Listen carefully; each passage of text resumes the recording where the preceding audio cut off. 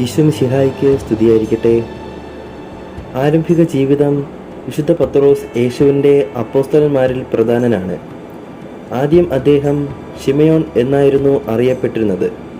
അദ്ദേഹം സഹോദരനായ അന്ത്രയോസിൻ്റെ മാധ്യത്തിൽ യേശുവിനെ കണ്ടുമുട്ടുകയും യേശു അദ്ദേഹത്തിന് പത്രോസ് എന്ന് പേര് നൽകുകയും ചെയ്തു. പത്രോസ് എന്ന വാക്കിന് അർത്ഥം പാറ എന്നാണ്.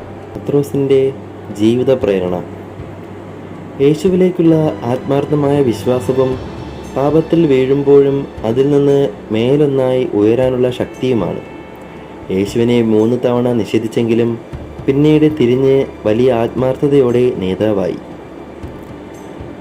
പത്രോസിൻ്റെ പ്രചോദനങ്ങളുടെ ഉറവിടം എന്ന് പറയുന്നത് യേശുവിനോടുള്ള ആഴത്തിലുള്ള സ്നേഹവും വിശ്വാസവും, സഭയെ നയിക്കാനുള്ള ദൈവം നൽകുന്ന ചുമതല, സുവിശേഷം പ്രചരിപ്പിക്കാനുള്ള ദൗത്യബോധം, അതും മരണം വരെ. പത്രോസിൻ്റെ നേതൃത്വം. പത്രോസ് ആദ്യ ക്രൈസ്തവ സഭയുടെ നേതാവായി മാറി. കത്തോലിക്ക സഭ പത്രോസിനെ ആദ്യ പാപ്പയായി കരുതുന്നു. അദ്ദേഹത്തിൻ്റെ പ്രസംഗങ്ങളും സുവിശേഷ പ്രസരിപ്പും പ്രവർത്തനങ്ങളും ക്രിസ്തുമതത്തിൻ്റെ വളർച്ചയ്ക്ക് വഴിയൊരുക്കി. അദ്ദേഹത്തിൻ്റെ പേരിൽ 1 പത്രോസും 2 പത്രോസും എന്ന 2 കത്തുകൾ ബൈബിളിൽ കാണപ്പെടുന്നു. പാരമ്പര്യപ്രകാരം അദ്ദേഹം റോമിൽ ശിലുവയിൽ തൂക്കിക്കൊല ചെയ്യപ്പെട്ടു.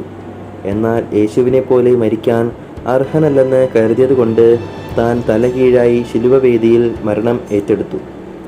പാരമ്പര്യവും സ്മരണയും. പശ്ചാത്താപത്തിൻ്റെ വിശ്വാസത്തിൻ്റെ ചിഹ്നം. മത്സ്യത്തൊഴിലാളികളും കത്തോലിക്ക സഭയും ഉള്ളത് സംരക്ഷകനായി കരുതപ്പെടുന്നു. വത്തിക്കാൻ സിറ്റിയിലെ സെൻറ്റ് പീറ്റേഴ്സ് ബസിലിക്കയിൽ അദ്ദേഹത്തിൻ്റെ കല്ലറ സ്ഥിതി ചെയ്യുന്നു എന്ന വിശ്വാസമുണ്ട്. പത്രോസിൻ്റെ അനുഗ്രഹം നമ്മോടൊപ്പം എപ്പോഴും ഉണ്ടായിരിക്കട്ടെ. ആമേൻ.